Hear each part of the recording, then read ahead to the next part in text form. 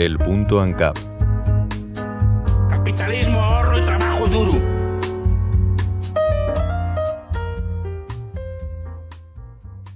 Hace apenas unas semanas se celebró el Madrid Economic Forum en el Palacio Vistalegre, un acto que reunió a personalidades públicas y políticas de corte liberal y libertario para tratar temas de primer orden como el auge de la cultura woke, la crisis de la vivienda o la pérdida de los valores fundacionales que llevaron a la sociedad al punto álgido de su historia. Más allá de su concepción como mitin político en algunos pasajes de su celebración, lo llamativo ha sido el escozor que generó entre los satélites mediáticos del gobierno de Pedro Sánchez. Días antes del evento, en el programa Malas Lenguas de Televisión Española, la cómica Alicia Lobo, envuelta en la manida estética de tertuliana gafapastas, estridente e intelectualmente impedida, se refería al evento como fachochela y hablaba de sus asistentes en términos arquetípicos tan originales como la pulsera de España, el fachaleco o el fraude fiscal con patas. Sin embargo, lo relevante no son las críticas que este tipo de congresos pueda tener, sino que esto se haga en la televisión pública, señalando y ridiculizando directamente a un sector de la población que también financia estos programas con sus impuestos. Asistimos, de nuevo, al simplismo discursivo que señala como antítesis del virtuosismo a un enemigo deshumanizado y peligroso que debe aguantar el chaparrón y la vergüenza, pues tiene las ideas equivocadas. Y es que, bajo el disfraz de la moral de las buenas ideas y la demonización del disidente, subyace lo que advertía Jordan Peterson en sus 12 reglas para vivir. El deseo de arreglar el mundo antes de arreglarse uno mismo puede ser impulsado más por el resentimiento que por la compasión. Un resentimiento que se usa como arma arrojadiza contra todo lo que se aleje del discurso oficial procedente de Moncloa.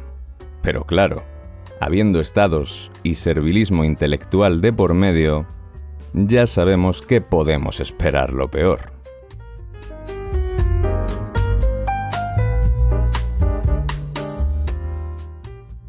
Murray Rothbard decía que para mantener su dominio, el Estado debe contar con la ayuda de los intelectuales, y que, a cambio de sus privilegios, estos apóstoles del Estado propagan una visión del mundo en la que el Estado se presenta como el protector, el sabio y el indispensable. Por su parte, Hoppe afirmaba que el dominio democrático tiende a eliminar sistemáticamente toda oposición intelectual genuina al sistema. Y estas ideas confluyen al completo en el tratamiento que se ha dado al Madrid Economic Forum por parte de los medios. Esa televisión de todos se usa para atacar a los que ya no comulgan con la ideología dominante, mientras que se nos exige seguir contribuyendo con obediencia fiscal para mantener un medio que dispara contra todo aquel que disienta en el discurso oficial. Y no solo eso, pues no es una crítica, sino una ridiculización completa. Televisión Española, siempre con una plantilla de perfiles homogénea, usa a sus expertos, a sus periodistas y también a sus humoristas para vender el Foro Económico de Madrid como una reunión de turbo-neoliberales fachas que se encuentran en las antípodas de todo lo bueno que representa la moral estatal de los derechos humanos. Porque ese es el gran problema que presentan, que haya personas dispuestas a acudir a un sitio en el que se celebra un acto que va en contra de todo lo bueno. E ir contra todo lo que es bueno es necesariamente aquello que cuestione el sistema. Y es por ello que no encontramos disidencia real en la televisión pública.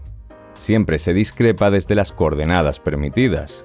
Pero argumentar que las políticas de Milei están haciendo justamente lo que el propio Milei auguraba que ocurriría, se tacha de todo aquello que representa el mal en la tierra.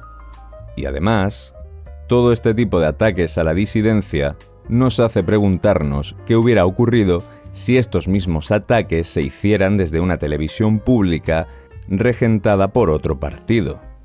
Imaginemos las repercusiones mediáticas si desde un gobierno del PP se utilizase la televisión estatal para criticar un evento asociado a las ideas progresistas como puede ser el Viña Rock, desde donde además, cada año se lanzan soflamas anticapitalistas y se tacha a todo aquello con tintes conservadores como maligno e indeseable.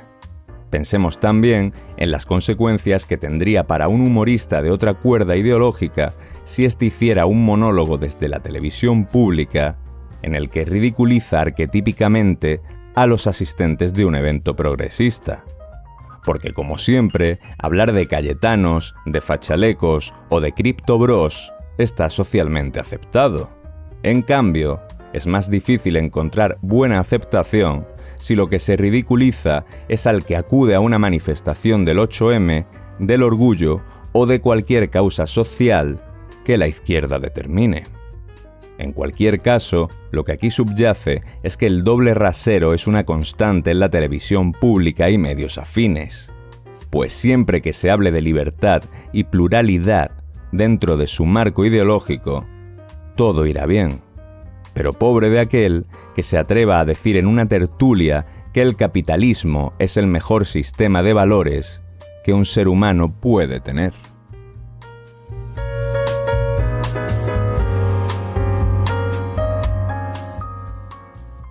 A Alicia Lobo y Javier Aroca representan elementos de la necesidad de los gobiernos en crear un discurso único. Por un lado, el perfil humorístico estatal subvencionado, que por medio de clichés y superioridad moral impostada, señala todo aquello que se aleja de la oficialidad estatal.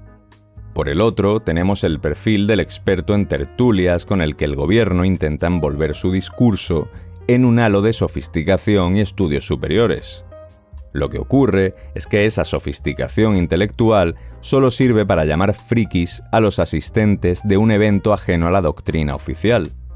Porque Javier Aroca, que habla desde la poltrona intelectual y tiene varias titulaciones académicas, también es, y curiosamente, antiguo militante de lo que entonces era el Partido Socialista Andalucista. Y eso sí que da presencia en los platós. En palabras de Jesús Maestro, en la cultura académica y mediática contemporánea domina una intelectualidad subvencionada que ha renunciado a la verdad en favor de la ideología. Y esto, además, se junta con varias teorías de la comunicación que explican a la perfección la conjunción del discurso ideológico y sus distintos agentes.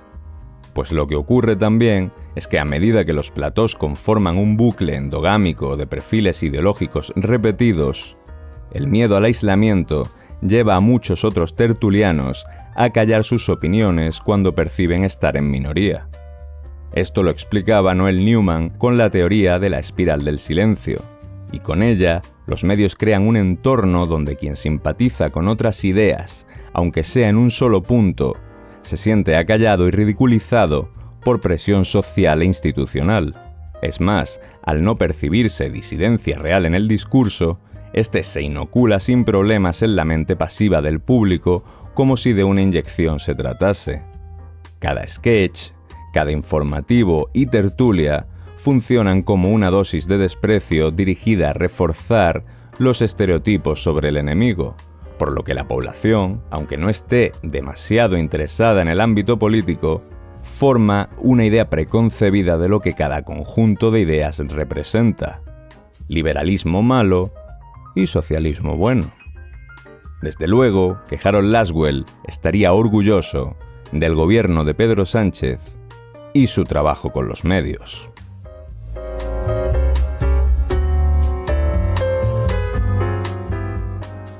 La libertad no se basa en aplaudir lo que no compartimos, sino en tolerarlo, y en concreto, y en la medida de lo posible, de no usar los recursos que alguien da de forma coactiva para ridiculizarlo sistemáticamente. Televisión española no es televisión, es ingeniería ideológica al servicio del gobierno, y cada vez más polariza de forma más desacomplejada. Porque eventos como el Madrid Economic Forum pueden y deben de poder ser criticados. Y de hecho, y como hemos comentado al inicio del programa, en determinados momentos y debido a ciertos ponentes, el evento tuvo tintes de ser más un meeting político que un foro sobre economía. Y además, parte de los discursos a los que allí asistimos se parapetaron en buscar el aplauso fácil del público. Público que, si pretende de verdad verse como una alternativa a las extralimitaciones de la izquierda progresista, debería reflexionar sobre si aporta algo gritar varias veces «Pedro Sánchez, hijo de puta». Y dicho esto, lo que de verdad molesta en el ecosistema progresista gubernamental y mediático es que la gente se aleje del discurso conveniente. Porque lo que la izquierda y sus simpatizantes no pueden tolerar es que la libertad y la pluralidad se alejen de lo que ellos definen como lo bueno y moralmente válido. Y esto sí que es un problema si nuestra aspiración es tener una sociedad que de verdad sea libre de ser disidente y de ser plural. El Madrid Economic Forum, en cualquier caso, sí que tiene tintes de ser una posible solución al autoritarismo intelectual al que el gobierno nos somete día sí y día también. Un saludo y nosotros les esperamos aquí, en el Punto ANCAP.